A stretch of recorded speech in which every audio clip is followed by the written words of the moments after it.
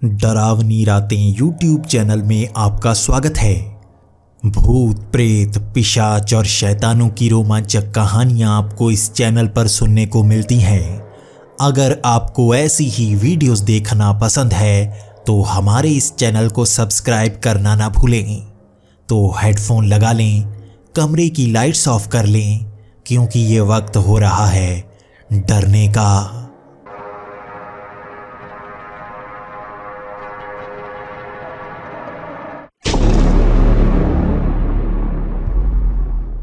Hello दोस्तों, मेरा नाम हर्षित है और मैं हरियाणा का रहने वाला हूँ। मैं पेशे से एक ट्रक ड्राइवर हूँ। मैं पूरे देश में घूमता ही रहता हूँ और मेरा काम ही ये है। कभी मंडी से सामान उठाकर देश के एक कोने से लेकर दूसरे कोने तक पहुँचना, कभी मैं दिल्ली गया होता हूँ तो कभी पंजाब होता हूँ। हमारा काम ही ऐसे होता है। हम घर में कम और ट्रक में ज़्यादा समय बिताते हैं। मैं अपने साथ रामू को हमेशा रखता हूँ क्योंकि उसे कई रास्ते पता हैं। भले ही उसकी उम्र अब 50 साल हो गई है, लेकिन वो और भी कई ट्रक ड्राइवर के साथ सफ़र कर चुका है।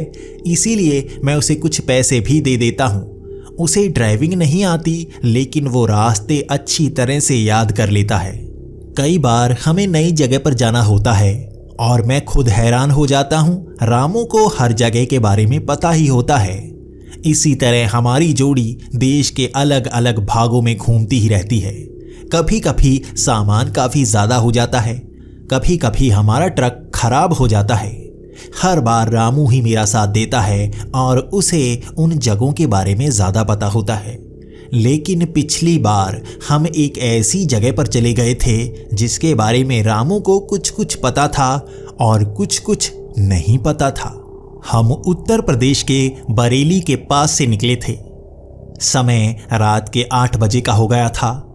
आम तौर पर हम अंधेरे में भी सफ़र करते ही हैं, लेकिन अगर कभी ज़्यादा थकान हो जाए तो हम वहाँ पर रुक ही जाते हैं। इस बार 8 बजे भूख काफ़ी ज़्यादा लगी हुई थी, लेकिन सफ़र काफ़ी सुनसान हो गया था। रास्ते सुनसान पड़े थे और इस सड़क पर हमें रास्ता ढूंढने में कभी कभी परेशानी होती। कभी कभी हमें मेन हाईवे छोड़ना पड़ जाता। मैं कई बार टोल टैक्स से बचने के लिए छोटे रास्तों का इस्तेमाल कर ही लेता हूँ। मुझे पता है ऐसा हमें नहीं करना चाहिए, लेकिन कभी कभी पैसे बचाने के लिए ऐसी हरकतें हम दोनों करते ही रहते हैं। इस बार कुछ अलग था। रास्ता काफ़ी लंबा था और बरेली से हम लगभग 50 से 100 किलोमीटर आगे निकले थे। उसके बाद इस वीरान जगह पर मुझे रामू ने कहा, हमें एक शॉर्टकट लेना चाहिए। मुझे यहाँ से एक रास्ता पता है। कुछ चौड़ी गलियों से निकलेंगे और बाद में आसानी से ये बड़ा वाला रास्ता छोटे में बदल जाएगा और वहाँ से हम 2 टोल टैक्स से बिल्कुल आगे निकल पड़ेंगे। आमतौर पर मैं रामू की बात मान लेता हूँ, लेकिन मैं रामू को मना कर रहा था क्योंकि इस जगह के बारे में उसको पूरी तरह से नहीं पता था। वो ज़्यादातर अंदाजे लगा रहा था क्योंकि वो यहाँ पर एक बार ही आया था। फिर भी रामू ज़्यादा जिद करने लगा था और कहने लगा था, ज़्यादा पैसे बचेंगे तो मुझे भी तो ज़्यादा पैसे मिलेंगे। वो जिद करने लगा था तो मुझे उसकी बात माननी ही पड़ी।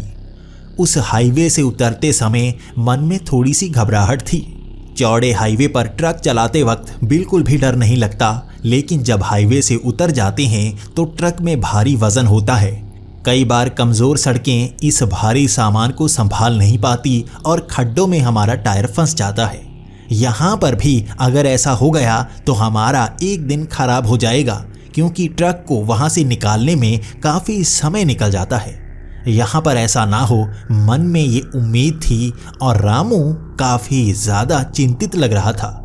पहले तो उन छोटी गलियों से निकलते वक्त मैं जगह पहचानने की कोशिश कर रहा था।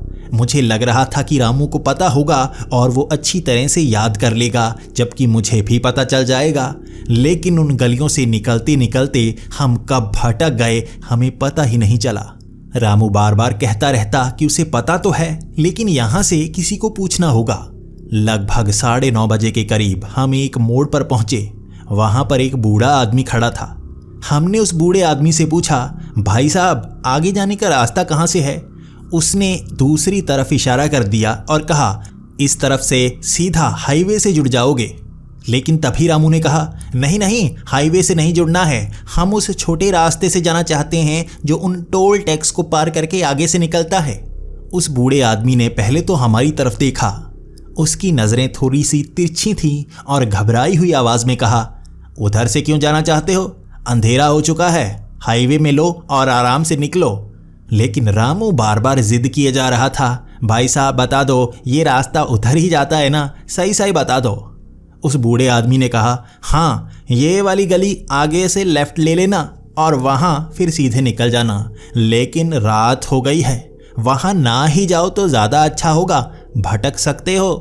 बस उसने यही कहा था और रामू ने मुझे आवाज़ दे दी, चलो इधर ही चलते हैं, मैं दिन के वक्त आया हुआ हूँ, मुझे पता है वो रास्ता कैसा है, बस अब थोड़ा सा अंधेरा है, लेकिन कोई बात नहीं, हम एडजस्ट कर लेंगे। उसने ऐसा कहा और हम आगे की तरफ बढ़ गए। उस लेफ्ट लेते ही मुझे अजीब सा डर लगा था। मुझे एक पल के लिए महसूस हुआ था, क्यों वो बूढ़ा आदमी मना कर रहा है, कहीं कोई गड़बड़ तो नहीं। लेकिन रामू इस तरह से बार बार तसल्ली दिए जा रहा था कि मन में शक कम हो गया और मैं आगे बढ़ चला। कुछ मोड़ लिए हमने और वहाँ पर बिल्कुल वीरान जगह के बीच से ट्रक इस तरह से जा रहा था जैसे वहाँ आसपास कोई मौजूद हो ही ना तो कोई घर दिख रहा था, ना कोई खेत दिख रहा था। आसपास बंजर सी ज़मीन थी जिस पर कुछ ही पेड़ लगे हुए थे। जैसे ही हम उससे और आगे निकले, वहाँ तीखे मोड़ आ रहे थे और धुआं था, जैसे किसी ने आग लगा रखी हो। आग कहाँ है ये तो दिख नहीं रही थी, लेकिन धुआं बहुत ज़्यादा घिर चुका था। तभी हम एक मोड़ पर पहुँचे। वहाँ से आगे जाने के दो रास्ते थे। एक तो बिल्कुल टूटी हुई कच्ची सड़क लग रही थी, जबकि दूसरी बिल्कुल पक्की और साफ सुथरी सड़क लग रही थी। सिर्फ एक ही परेशानी थी, उस पक्की सड़क के आगे एक गेट सा बना हुआ था। ऐसा नहीं लग रहा था कि वो सड़क आगे हाईवे पर निकलेगी, बल्कि ऐसा महसूस हुआ इस गेट के कारण हम किसी खास जगह पर जा रहे हैं। लेकिन फिर भी मुझे पता है, टूटी हुई सड़क से अच्छा हमेशा पक्की सड़क ही होती है। पहले मैंने रामू से पूछा, क्या हमें यहाँ जाना चाहिए? तो रामू ने कहा, जब पिछली बार आया था तब जिसके साथ आया था उसने कहा था पक्की सड़क को फॉलो करते जाओ, आगे निकल जाओगे। और यहाँ पर मुझे कुछ याद नहीं आ रहा। मुझे नहीं याद किसी गेट के बीच से निकले थे, लेकिन यहाँ पक्की सड़क है, हमें इसी तरफ जाना होगा। मैंने जैसे ही उस पक्की सड़क पर अपना ट्रक डाला, ट्रक बहुत ही अच्छी तरह से चलने लगा। वहाँ उस सड़क पर एक भी खड्डा नहीं था। आसपास ऐसे पेड़ लगे हुए थे जैसे हम किसी शहर में पहुँच आए हों। वो पेड़ बिल्कुल साफ सुथरे थे और सड़क पर मिट्टी का नामो निशान नहीं था। इस वीरान जगह पर भी ऐसी सड़क हो सकती है, मुझे पता नहीं था। जैसे जैसे हम आगे बढ़ते गए, हमें और कुछ नज़र नहीं आ रहा था। वहाँ काफ़ी अंधेरा था। भले ही धुआं अब छंट चुका था, लेकिन आगे कोई मोड़ आ ही नहीं रहा था। काफ़ी दूरी तक जाने के बावजूद भी बिल्कुल सीधी सड़क और आगे सड़क के बीच पड़ा हुआ एक पेड़ नज़र आया। वहाँ पेड़ को हटाने के लिए कई लोग लगे हुए थे। हम भी काफ़ी थक चुके थे और उसी पेड़ के पास एक बड़ा सा ढाबा था जहाँ पर बहुत सारे बल्ब लगे हुए थे और 2 बसेस खड़ी थी। शायद वहाँ बस से उतरकर यात्री खाना खा रहे होंगे और इस पेड़ को हटाने के लिए इतने लोग लगे हुए हैं। मेरे मन में भी ख्याल आया, क्यों ना यहाँ ट्रक लगाकर खाना खा ही लेते हैं। वैसे भी समय काफ़ी हो गया है और भूख के मारे मेरा भी बुरा हाल हो चुका था। हमने उस ढाबे में ट्रक एक साइड पर लगा लिया और उस ढाबे के अंदर पहुंच गए। वहां लोगों की भीड़ लगी हुई थी। ऐसा नहीं लग रहा था कि ये कोई रात का समय है, बल्कि ऐसा लग रहा था हम किसी शहर में हैं और वहां पर लोगों की भीड़ खाना खाने के लिए आई हुई है। वहां पर बैठने के लिए जगह मिलनी काफ़ी परेशानी भरी थी। कुछ लोग वहां से उठे, तब हम जल्दी से जाकर उस जगह पर बैठ गए।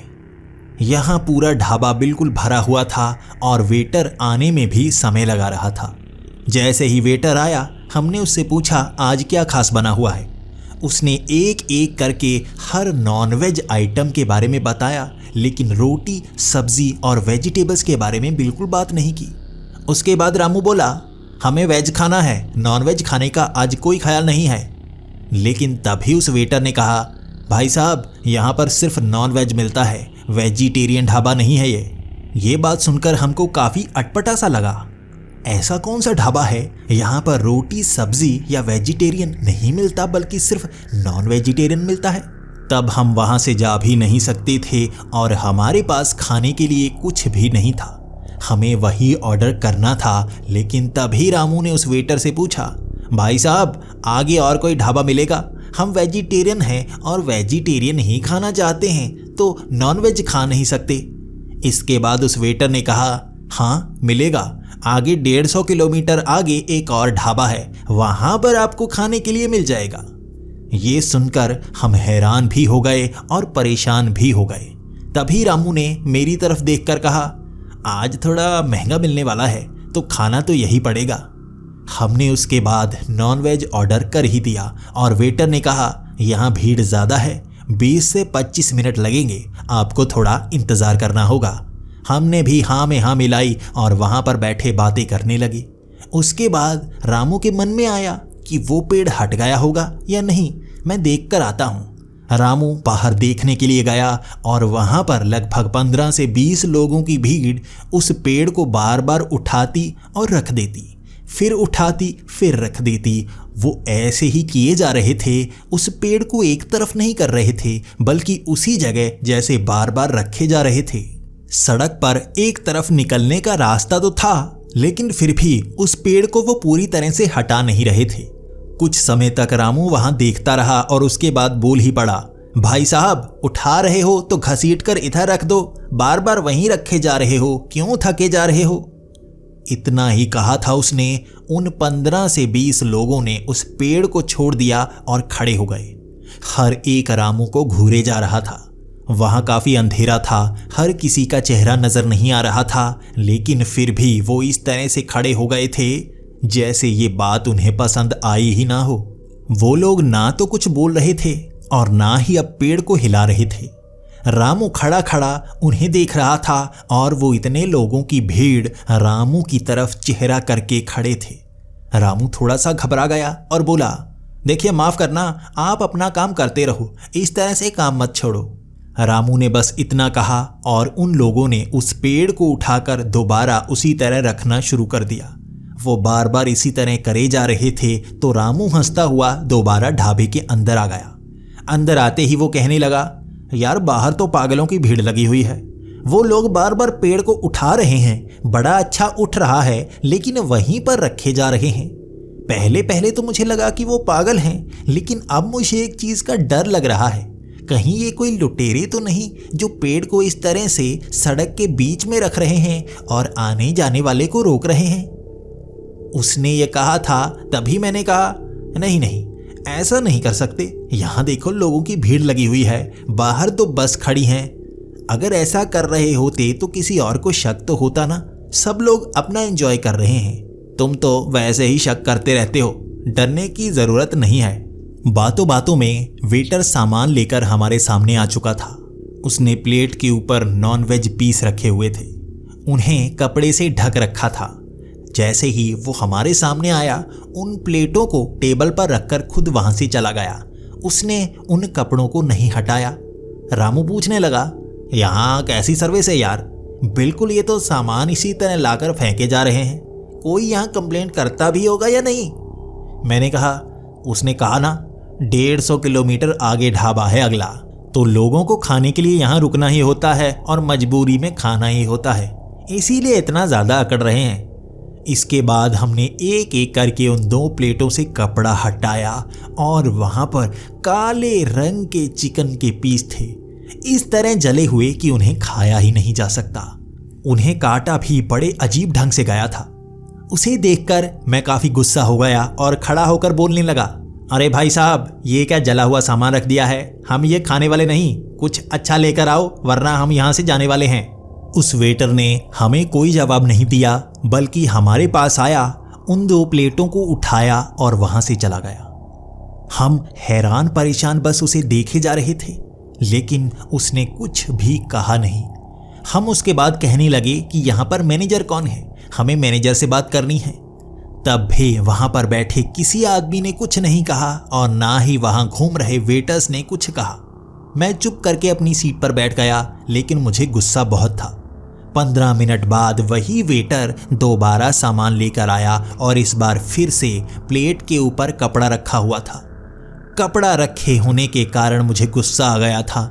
मैं जान गया था कहीं इसके अंदर फिर से जला हुआ सामान तो नहीं। उसने जैसे ही उन प्लेटों को रखा, मैंने उस वेटर का हाथ पकड़ लिया और कहा, रुको, इस कपड़े को तुम ही हटाओगे? खुद ही देख लेना कैसा सामान लेकर आए हो। अगर हमें अच्छा लगा तो हम खाएंगे, वरना हम यहाँ से जाने वाले हैं। उसके बाद उसने खुद ही वो 2 प्लेटों के ऊपर से कपड़ा हटाया और हमारे सामने जो था उसे देखकर हम डर गए। वहाँ इंसानी शरीर के हिस्से थे। 4 आंखें पड़ी थीं, वहाँ उंगलियां कटी पड़ी थी, पैरों की उंगलियां कटी पड़ी थी, जबकि मांस के हिस्से थे और बदबू इतनी बुरी थी जो सहन नहीं की जा रही थी। इसे देखकर रामू भी डर गया और मैं भी डर गया। हम दोनों खड़े हो गए थे और तभी चिल्लाने लगे थे, इंसानी मांस, यहाँ इंसानी मांस है, ये तो इंसानी आंखें हैं। मैंने ये कहा था और लोगों की भीड़ खड़ी हो गई। वो हर एक हमारी तरफ देख रहे थे और मैं चिल्लाकर कहने लगा, ये तो इंसानी मांस परोस रहे हैं, मुझे लगता है ये कोई कातिल वातिल है। मैं ये शब्द कह रहा था और कोई भी उन वेटर्स को घूर नहीं रहा था, सिर्फ हम दोनों को लोग घूर रहे थे। इसके बाद मेरी नज़र पास में उस टेबल पर पड़ी। वो लोग भी खड़े हो गए थे और वो एक साइड हो चुके थे। उनकी प्लेटों के अंदर भी इंसानी मांस के टुकड़े थे, जबकि आगे के कुछ लोगों की प्लेटों पर तो बड़ी बड़ी बाजुएं, कटे हुए हाथ, आंखों के हिस्से और एक प्लेट पर पूरा सर कटा हुआ पड़ा था। हर कोई यहाँ नरभक्षी लग रहा था और हमारी टांगें कांपने लगी थी। मैं तो डर के मारे ऐसा सहम गया था कि ज़बान गले से निकल नहीं रही थी। तभी मैंने रामू को कहा, निकल यहाँ से, निकल। रामू खुद समझ गया था यहाँ पर अगर हम रुके तो जिस तरह ये कटे हुए हिस्से हमारे सामने रखे गए हैं, हमारे शरीर के साथ भी ऐसा ही हो सकता है। यहाँ हर कोई ऐसा ही लग रहा है। भागते हुए हम अपने ट्रक की तरफ गए और वहाँ खड़े सब लोग हमारा पीछा करने लगे थे। हमें बाहर भागता हुआ देख उस पेड़ को हटा रहे लोग भी हमारे पीछे पड़ गए थे। हम तो जल्दी से भागकर ट्रक के अंदर पहुंचे। मैंने ट्रक स्टार्ट किया और हम वहां से भगाने लगे। उन लोगों ने ट्रक को इस तरह पकड़ लिया था जैसे वो इसके नीचे आने को तैयार थे, लेकिन हमें रोकना चाहते थे। वो पेड़ सामने गिरा हुआ था, लेकिन फिर भी एक तरफ से निकलने का रास्ता था। अगर वो रास्ता ना होता तो हमें पीछे की तरफ ही जाना पड़ता, लेकिन उस रास्ते से हम आगे निकल ही आए थे। वो लोग तेजी से हमारा पीछा कर रहे थे और आगे रास्ता एक गांव के बीच से निकलता था। उन गांव वालों को देख मन में खुशी हुई थी। वो गांव के बाहर टहल रहे थे। वहां कुछ लोगों की भीड़ थी, कुछ बच्चे खेल रहे थे और एक तरफ तालाब के पास कुछ लोग बैठे हुए थे। हमने सीधा ट्रक उसी गांव में घुसा डाला और उसके बाद एक तरफ रोक कर वहां हम चिल्लाने लगे।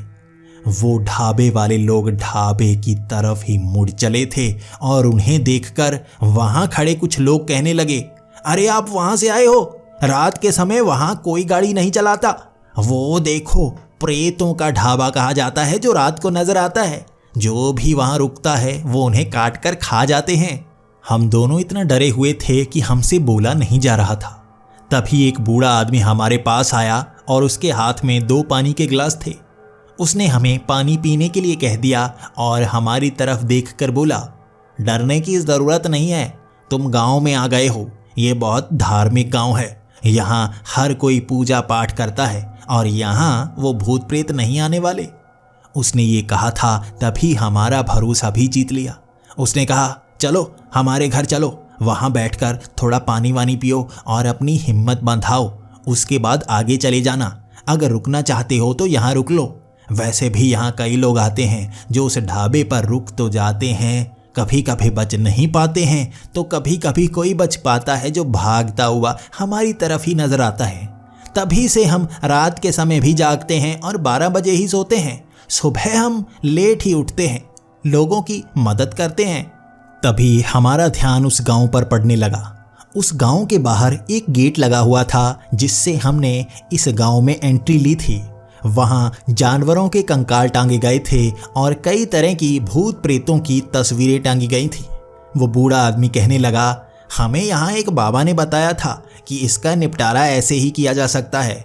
यहाँ पर जानवरों की हड्डियाँ टांगने के कारण वो भूत प्रेत यहाँ नहीं आते। डरने की ज़रूरत नहीं है, वो नरभक्षी इस गांव में कभी पैर नहीं रखते। वहाँ काफ़ी लोगों की भीड़ लग गई थी। शायद मैंने ट्रक की ब्रेक ही इतनी तेज़ी से लगाई थी कि चारों तरफ वो आवाज़ गूंज गई थी। गांव वाले ऐसी घटनाएं हर रोज़ देखते होंगे, इसलिए कोई भी ज़्यादा हैरान नज़र नहीं आ रहा था। फिर भी मदद के लिए हमारे करीब आ चुका था। वो बूढ़ा आदमी हमें इशारा कर रहा था उस बड़े से घर की तरफ। हम भी उस तरफ चल पड़े थे। हमारे आसपास लोगों की भीड़ थी जो आपस में बातें किए जा रहे थे। कुछ लोगों की बातें सुनाई दे रही थीं। वो ये कह रहे थे, देखो ये बचकर आ गए। अगर उन्होंने पकड़ लिया होता तो यहाँ पर आज भी चीखें सुनाई देती। हर कोई इस तरह की बातें कर रहा था और मन घबराए जा रहा था। फिर भी तसल्ली थी, हम बच आए थे उन नरभक्षियों से। जैसे ही उस बूढ़े आदमी के उस बड़े से घर के करीब पहुंचे, मैं हैरान था।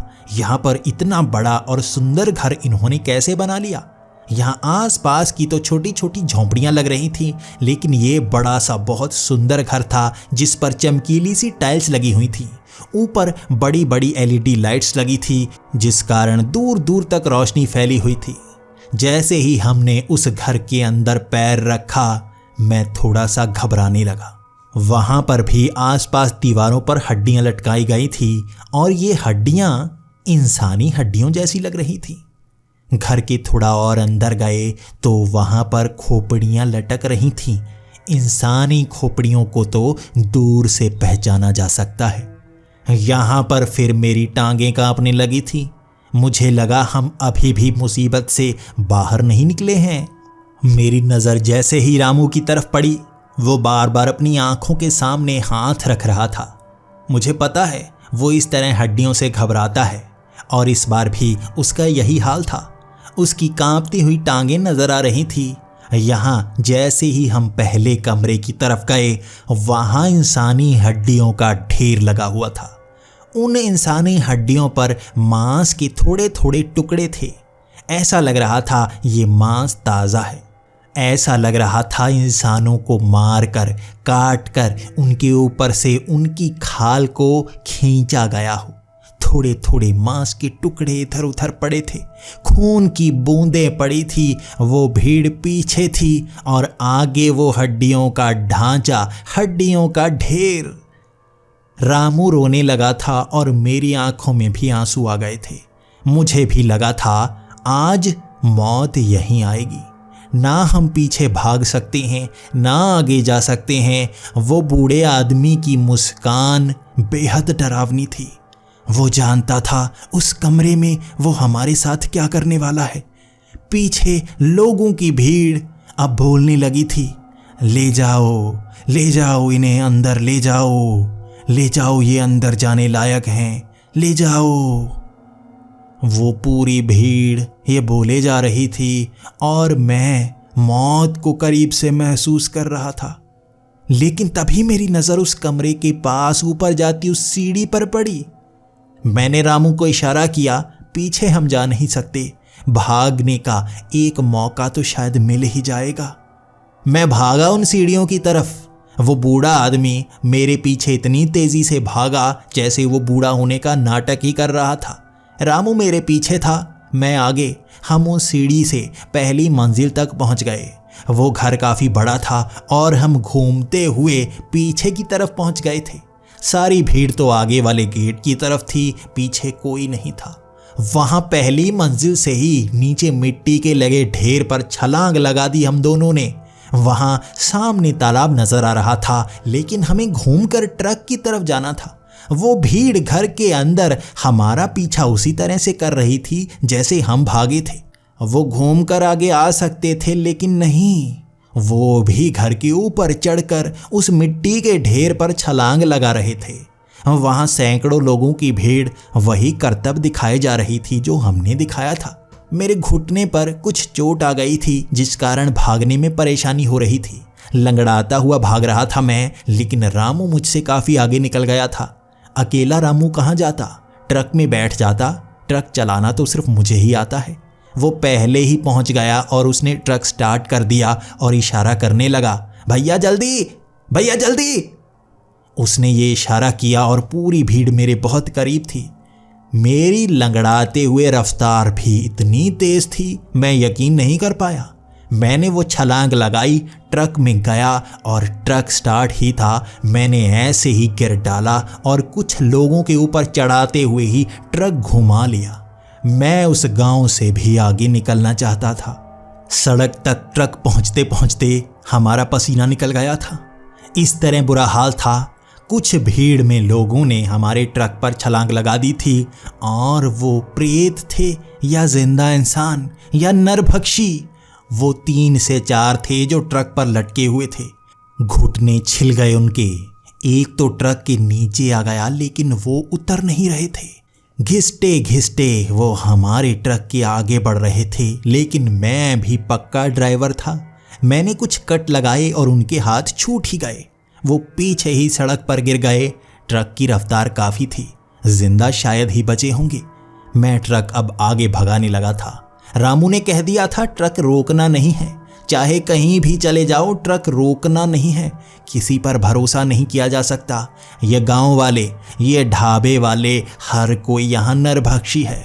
हम बहुत आगे तक निकल आए थे। आसपास कुछ घर दिखे थे, कुछ लोग दिखे थे, लेकिन डर का माहौल कुछ ऐसा था कि भरोसा किसी पर किया नहीं जा सकता था। आगे हमें एक पुलिस स्टेशन नजर आया और तब जाकर हिम्मत बंधी थी। पुलिस हमारी मदद करेगी, हमारी जिंदगी वही बचा सकते हैं। किस पर भरोसा करेंगे हम। इसके बाद मैंने उस ट्रक को उस पुलिस स्टेशन की तरफ घुमा लिया और उसके बाहर लगाकर भागते हुए हम अंदर गए थे। वहाँ कई पुलिस वाले खड़े थे। वहाँ एक इंस्पेक्टर भी था और हमें इस तरह से खून से लथपथ भागते हुए देख वो खुद डर गए थे। पहले तो एक पुलिस वाले ने गन हमारी तरफ तान ली थी। उन्हें लगा जैसे हम उन्हें मारने के लिए आ रहे हैं, लेकिन तभी करीब पहुंचकर हम जैसे नीचे गिर ही पड़े। मैं चीखने लगा था, बचाओ बचाओ, हमारे पीछे प्रेत पड़े हैं। हमारे ये शब्द उन्होंने सुने थे और वो हमें संभालने लगे। उसके बाद हमें पानी पिलाया गया, हमें टेबल पर बिठाया गया। वहाँ पुलिस वाले भी बहुत ज़्यादा डरे हुए थे। हमारे शरीर पर खून के धब्बे थे। मेरे घुटने पर चोट लगी थी, जबकि रामू के सर से खून निकल रहा था। उन्होंने सबसे पहले तो हमसे सवाल करने शुरू कर दिए। पानी पीने के बाद थोड़ी सी सांस सही हुई थी तो मैंने भी जवाब देना शुरू कर दिया। उसने पूछा, क्या हुआ पीछे? तुम पर कोई लुटेरे पड़े थे या तुम्हारा एक्सीडेंट हुआ है? तो मैंने कहा, नहीं नहीं, वो लुटेरे नहीं थे और ना ही हमारा एक्सीडेंट हुआ है। पीछे हम पहले उस ढाबे पर रुके, वहाँ नरभक्षी रहते हैं। हमारे सामने इंसानी अंग रख दिए थे, हमें मारने की कोशिश की। उनसे बचते हुए हम जैसे ही उस गांव में पहुँचे, वहाँ भी नरभक्षी ही रहते हैं। इंसानी खोपड़ियाँ, इंसानी शरीर के हिस्से वहाँ पर पड़े थे। वो भी हमें मारना चाहते थे। तब वहाँ से भागकर यहाँ निकल कर आए हैं। आप हमारी मदद करिए। हमें लग रहा है यहाँ पर हर कोई प्रेत है, किसी पर भरोसा नहीं कर सकते। तब मैंने उस इंस्पेक्टर का चेहरा देखा, वो भी घबराया हुआ था और तब वो मुझे बताने लगा कि सच में रात को लोगों को वो ढाबा नज़र आता है। कहते हैं कि वहाँ पर प्रेत रहते हैं जो लोगों का शिकार करते हैं। वहाँ से कोई जिंदा बचकर नहीं आ पाता। जिसे भी वो पकड़ लें वो मार ही डालते हैं। और कहते हैं जो उनसे बच जाता है वो उस गांव में पहुंच जाता है। उस गांव में इंसानों को खाने वाले नहीं रहते। कहते हैं कि इंसानों को मारने वाले रहते हैं। वो इंसानों के शरीर के हिस्सों को काट काट कर अपने औजार बनाते हैं, अपने घरों के दरवाजे बनाते हैं। वो अपने लिए घर इसी तरह तैयार करते हैं। दिन के समय वहाँ पर जाओ तो कोई इंसान मिलता तक नहीं। वो टूटे हुए घरों में सामान ही मिलता है, इंसान नहीं। लेकिन अंधेरा होते ही ज़मीन फाड़ कर वो मुर्दे बाहर आ जाते हैं और तैयार हो जाते हैं रात का शिकार करने के लिए। तुम खुशकिस्मत हो वहाँ से बच कर आ पाए, और अच्छा हुआ तुम यहाँ आ गए। आगे तुम्हें वैसे ही शैतान और भी दिखते। वो सड़क पर रोकने की पूरी कोशिश करते और उसी गांव में ले जाते मारने के लिए। तुम अच्छे हो जो यहाँ पर आ गए। हमें सुकून मिला था, पुलिस ने तसल्ली दे दी थी और वो इंस्पेक्टर हमारे चेहरों की तरफ घूरे जा रहा था। रामू काफ़ी थका हुआ था तो वो उसी टेबल पर लेट गया था। उसके बाद अंदर से आवाज़ें आने लगी। वहाँ ऐसा लग रहा था किसी को लॉकअप में रखा गया हो। वहाँ उसे पीटने की आवाज़ें आ रही थीं। वो आवाज़ें इतनी तेज़ थी हम कुछ समय के लिए चौंक गए। हमें पता नहीं था अंदर हो क्या रहा है, लेकिन रामू ने इशारा किया, अपना काम करो, हमें क्या करना है, हम तो बच के यही अच्छा है। वो इंस्पेक्टर भी वहाँ से चला गया था। वो पुलिस वाले भी अपने काम पर लग गए थे। कुछ बाहर चले गए थे तो कुछ अंदर चले गए थे। उस रूम का दरवाज़ा खोला था और बाहर से आ रही चीखें मेरा मन विचलित किए जा रही थी।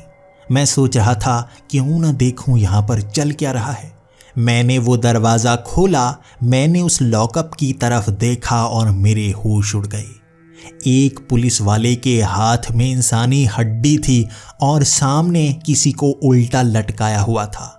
उसके शरीर के अंदर उस हड्डी को वो इस तरह से घुसा रहा था जैसे उसे दर्द हो ही ना रहा हो।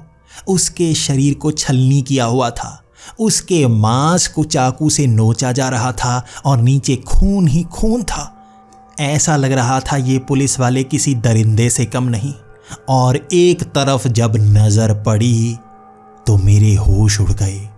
वहां एक जिंदा इंसान के मांस को खींचकर नोचकर कच्चा ही वो इंस्पेक्टर खा रहा था। इसे देखकर मैं सहम गया था। मुझे लगा अभी हम बचे नहीं हैं, बल्कि उल्टा ज्यादा बुरा फंस गए हैं। इन पुलिस वालों से बचकर कैसे निकलेंगे? बाहर तो पुलिस वाले खड़े हैं। मैं अंदर आ गया। मैंने रामू को इशारा किया, यहाँ से जाना होगा, ये भी उन्हीं में से एक हैं। इसके बाद रामू मेरी आंखें पड़ चुका था। हम उस दरवाजे से चुपके चुपके बाहर की तरफ निकले। वहाँ दो पुलिस वाले बाहर की तरफ खड़े थे और कुछ खा रहे थे। ये इंसानी बाजू थी, एक एक उन्होंने पकड़ रखी थी और कच्चे ही खाए जा रहे थे। नीचे खून टपके जा रहा था। रामू खून नहीं देख सकता, वो घबरा जाता है और आज तो उसकी हालत देखी नहीं जा रही थी। आंखों में आंसू थे उसके और शरीर पर खून ही खून। वो खुद खून से सना हुआ था और हम जानते थे हमारा खून देखकर उनको जैसे ज़्यादा भूख लग रही होगी। वो तो हमें कभी भी कच्चा चबा जाएंगे। सिर्फ दो पुलिस वाले थे। उसके बाद रामू ने जैसे एक पास में पड़ी शॉल ओढ़ ली। उस शॉल को ओढ़ने के बाद उसने एक तरफ इशारा किया, इंस्पेक्टर साहब तुम दोनों को बुला रहे हैं, जल्दी से जल्दी, अंदर कोई भाग रहा है। मैंने खुद देखा वो दोनों पुलिस वाले भागकर अंदर चले गए। अब रास्ता साफ था। हम दोनों भागे, अपने ट्रक में बैठे और जैसे ही ट्रक स्टार्ट किया पुलिस वाले समझ गए थे हम भागने की कोशिश कर रहे हैं। हम भी जानते थे ये कोई पुलिस वाले नहीं हैं और ना ही ये कोई पुलिस स्टेशन है। ये नरभक्षियों का अगला अड्डा है। पहले हम ढाबे पर रुके, फिर हम उस गांव पर रुके, अब इस पुलिस स्टेशन में रुके। ये कोई साधारण जगह मौजूद ही नहीं है। ये प्रेतों का अड्डा है जिसे हम पार नहीं कर पा रहे हैं। हमने ट्रक भगा लिया था और पीछे भाग कर आ रहे पुलिस वाले नजर आ रहे थे। उसके बाद वीरान सड़क, ना कोई पेड़ ना कोई लाइट। ट्रक की लाइट भी जैसे सड़क सोख रही हो। ना दाईं तरफ कुछ नजर आता ना बाईं तरफ कुछ नजर आता। सड़क भी खत्म हुई और कच्ची सड़क आ गई थी। मिट्टी में बने हुए बड़े बड़े खड्डे, उन पर ट्रक निकल नहीं पा रहा था। आसपास कई लोग बैठे हुए थे। हम जानते थे आधी रात में इस तरह आसपास लोग नहीं बैठे होते। ये प्रेत ही हैं। हम ऐसी जगह पर फंस गए हैं जहां प्रेत ही प्रेत हैं। वहाँ वो लोग ट्रक को पकड़ने की कोशिश कर रहे थे। कुछ लोग पत्थर मार रहे थे। हर कोशिश कर रहे थे वो ट्रक को रोकने की और धीरे धीरे वो पगडंडी, वो कच्ची सड़क कब गायब हो गई पता नहीं चला। ये बिल्कुल साफ मैदान था जिस पर हम ट्रक चलाए जा रहे थे। ना आगे कुछ दिख रहा था ना पीछे।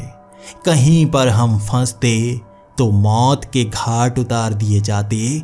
हमारी समझ में कुछ नहीं आ रहा था। मैं अब भी ट्रक चलाए जा रहा था।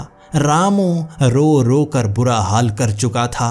वो भी अब बताने लायक नहीं रहा था। मैं बार बार उससे पूछता, कहाँ जाएं, कैसे बचेंगे? तो रामू कह देता, मैं नहीं जानता, मैं तो मरने को तैयार हूं। आगे अचानक एक खड्डे में जैसे ट्रक फंस सा गया। ना तो ट्रक निकल रहा था और ना ही पीछे हो रहा था। वहां कुछ लोग दूर से आते हुए दिख रहे थे। कुछ पुलिस वाले तो कुछ उस ढाबे में नजर आए थे। वहां गांव वालों ने उस ट्रक को जैसे घेर लिया था। वो भीड़ ट्रक को जैसे नोचने ही वाली थी। हम अंदर सहमे हुए बैठे थे और इंतजार कर रहे थे जैसे अपनी मौत का। वहां वो भीड़ ट्रक पर चढ़ना शुरू हो गई। धीरे धीरे आगे वाले कांच भी ढक चुके थे। अंदर ना लाइट जल रही थी, अंधेरा ही अंधेरा। जैसे मौत को करीब से देखा था हमने। अचानक ही वो झटका, जैसे कोई उस ट्रक के अंदर आ गया हो। हमें भी जकड़ लिया था। किसी ने सर पर एक चोट मारी और मैं बेहोश हो गया। होश नहीं रहा मुझे और अचानक जब नींद खुली, भीड़ ही भीड़ थी मेरे सामने। लोग ऊपर से देख रहे थे जबकि मैं नीचे लेटा हुआ था। ऊपर से रोशनी भी आ रही थी। मैं एकदम से खड़ा हो गया और चीखने लगा। तभी दो लोगों ने मुझे पकड़ लिया। मैं वहां से भागना चाहता था लेकिन वो मुझे भागने दे नहीं रहे थे। अचानक मेरी नजर आसमान पर पड़ी तो दिन हो चुका था। जैसे पूरी रात मैं बेहोश रहा था। मैं उन लोगों को पहचानने की कोशिश कर रहा था, कोई पहचान में नहीं आ रहा था। उन दो लोगों ने मुझे जकड़ रखा था और मैं फिर भी बचकर भागने की कोशिश कर रहा था।